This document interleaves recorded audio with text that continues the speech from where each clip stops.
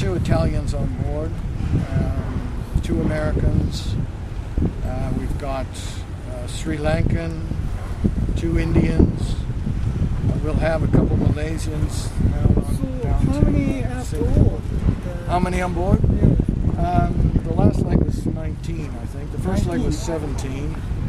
How do 19 people sleep? I'll show you. I'll show you in a minute. Material inside, Oh, yeah, it's and just the side, the inside and outside are coated with this fish oil.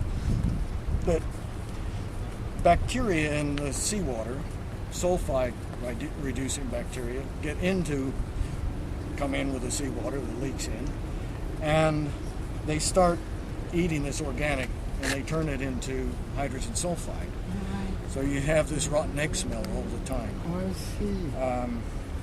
Yes, you I mean, get added used to that, it. just the smell of fish oil, the smell of 19 sweaty bodies down there. Yes. It's very hot. Yeah. It's very still. The air doesn't move. It's humid. Fantastic. That's all you need on a boat. What? No microwave? Did they actually catch fish? They haven't caught a single fish. No. I see. You tried. A single- They oh yeah, tried. they fish all the time. They've never So caught what did one. they cook then? Not a Supplies single they one. brought on? They've got dried fish on board, rice, dates, some tinned food, but mostly it's rice and dried fish most of the time, and dates, and fresh vegetables and fruit every time they stop. But that doesn't last usually for the whole next leg. But they do have that.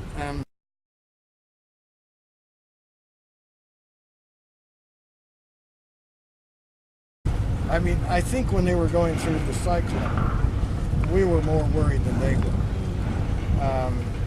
I've talked to some of the crew, and they said, it's really exhilarating sailing, it was fine, but we were getting reports like, the hand bilge pumps aren't working.